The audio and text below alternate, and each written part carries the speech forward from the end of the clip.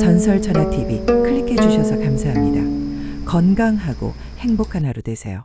이야기 시작하겠습니다. 세 사람의 제주자랑 제53화 진실무망. 임씨는 들길을 지나 어둠이 새까맣게 짙어오는 부산한 저자거리에 당도했다. 장이 다 파한 뒤였는데 아직 국밥집 문이 열려 있었고 거기 취객 서너시 앉아 술을 마시고 있었다.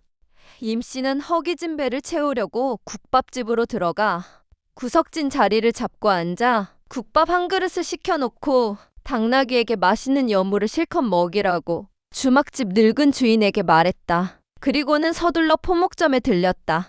마침 포목점 문은 아직 닫혀있지 않았다. 포목점 주인인 듯한 늙은 여인이 등불을 켜놓고 바삐 옷감을 자르고 있었다. 임씨는 그 포목점 여인에게 튼튼한 자루 20개를 샀다. 20개의 자루를 가져와 여물을 맛나게 먹고 있는 당나귀 등에 실은 임씨는 국밥 한 그릇을 재빨리 먹어치우고는 그 주인에게 지필묵을 좀 마련해달라고 했다. 주막집 주인이 지필묵을 가져오자 그 값을 지불하고는 다시 당나귀를 끌고 고향집을 향해 어두운 들길을 걸어갔다. 한참 들길을 걸어가니 들 가운데 저수지 끝 어려부터 보아온 아름드리 느티나무가 나타났다. 끌고 온 당나귀를 느티나무 아래 묶고 거기 나무 그루터기에 자리를 정하고 앉은 임씨는 사온 자루며 돈자루를 끌어내렸다. 밤은 깊어가는데 가을달이 환히 떠올라 사위가 고요한데 귀뚜라미 울음소리가 귀 가득 쟁쟁했다.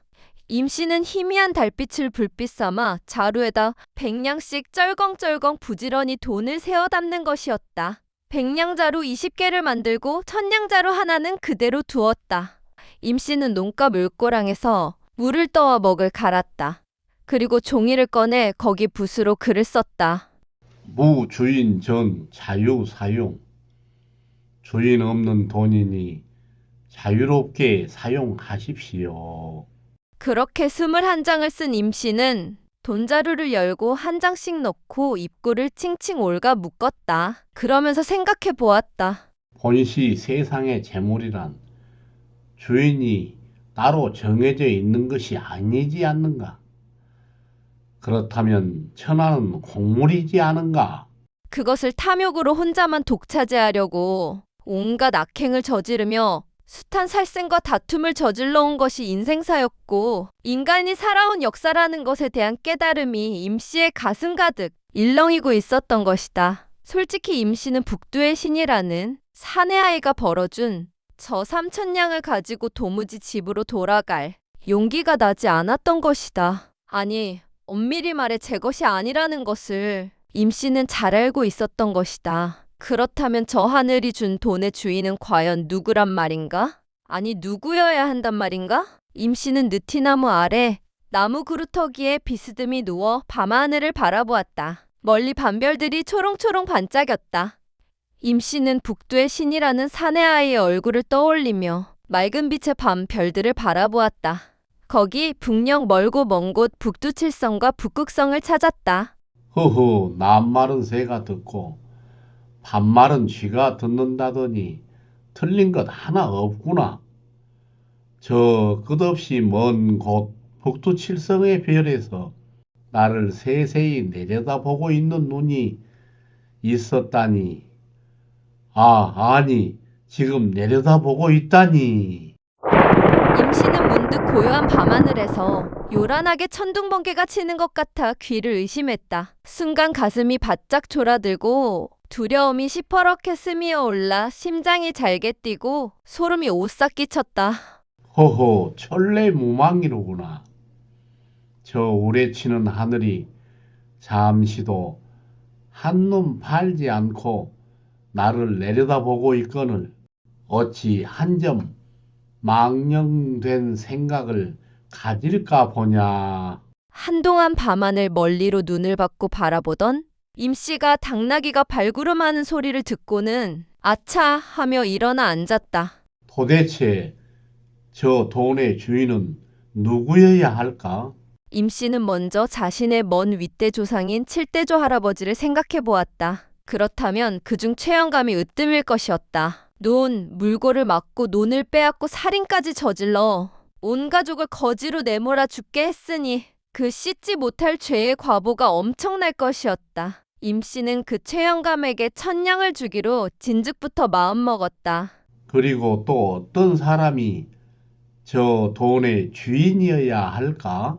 칠대조 할아버지에게 논을 빼앗겼다는 홍대감집은 이미 막대한 부자가 되어 있으니 하늘이 그 과보를 갚아준 셈이었다. 그렇다면 그 칠대조 할아버지의 과보에 눌린 숱한 사람들은 또 누구란 말인가? 그러나 모든 세상의 티끌을 죄다 알고 있다는 신이 아닌 이상 그들을 모두 알 길은 없었다. 아무래도 임 씨가 알고 있는 가난하고 불행한 사람들, 그러나 착하게 살아가는 사람들이 저 주인 없는 돈의 임자일 것이었다. 임 씨는 자신이 함께 살아온 지난날의 이웃들을 떠올려 보았다. 자신도 똑같이 가난하면서도 가난한 처지에 자신에게 한술 뜨거운 밥을 나누어 주던 다정한 이웃들이 있었다. 임 씨의 머릿속에서 무의식적으로 그들이 먼저 떠오르는 것이었다. 세상이 다 알 만큼 떵떵거리는 부자이면서도 제 많이 가진 것을 인색하게 조금 떼어주면서 생색이나 내는 자들은 이상하게도 떠오르지 않는 것이었다.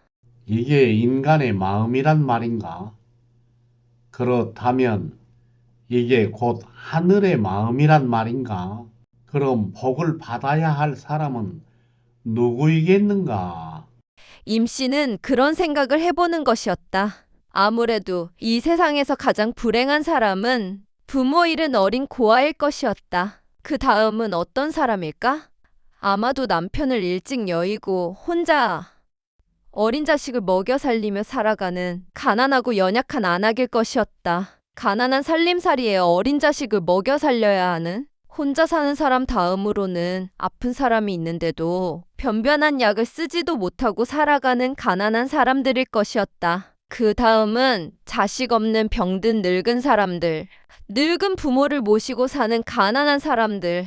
이렇게 임 씨는 정말 저 하늘이 주는 돈의 임자가 될 만한 사람을 헤아려 찾아보는 것이었다. 그러한 임 씨의 생각은 티끌 하나 없는 무사심에서 발원한 것이었다. 이 마을 저 마을 임 씨가 알고 있는 몇몇 사람들의 사연을 곰곰이 따져 짚어보던 임 씨는 외려 자신이 아내와 아이들과 밥 없는 고통을 당하며 굶주리며 살아오긴 했어도 아내와 자식들 몸 건강하게 살아온 자신이 그들보다는 더 행복하다는 생각이 넌지시 드는 것이었다. 생각해보니 부모 없는 서름에 남편이나 아내나 자식 죽은 이별의 슬픈 사연을 안고 살아가는 사람들에서부터 말 못하고 듣지 못하는 사람들, 그리고 팔이 하나 없거나 다리 부러진 사람에 아픈 사람이 병석에 누워있는 집이며 늙고 병든 부모, 공양도 못하고 빚에 시달리며 매일 한숨이나 내쉬며 집도 절도 없이 떼거리로 거지가 되어 몰려다니면서 굶주리며 살아가는 사람들까지 부지기수로 떠오르는 것이었다.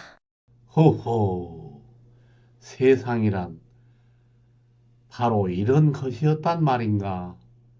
나는 내 아픈 사연에만 젖어 살면서 다른 이웃의 더 큰 아픔은 전혀 돌아보지 못하였구나. 임 씨는 그렇게 생각하며 자리에서 벌떡 일어났다. 그러기에 저 하늘의 오래소리와 관계없이 성현은 늘 진실무망하였던 것이로구나. 임 씨는 커다란 깨달음을 얻은 듯 기뻐하며 밤하늘의 먼 별을 바라보며 그렇게 중얼거렸다. 까닭 모를 희열이 임 씨의 가슴 가득 벅차오르고 있었던 것이다. 전설천하 TV 이야기 재밌게 들으셨나요? 다음 이야기 계속해서 들으시려면 구독, 좋아요, 알림 설정 꼭 해주시기 바랍니다. 오늘 하루 건강하고 행복한 하루 되세요. 감사합니다.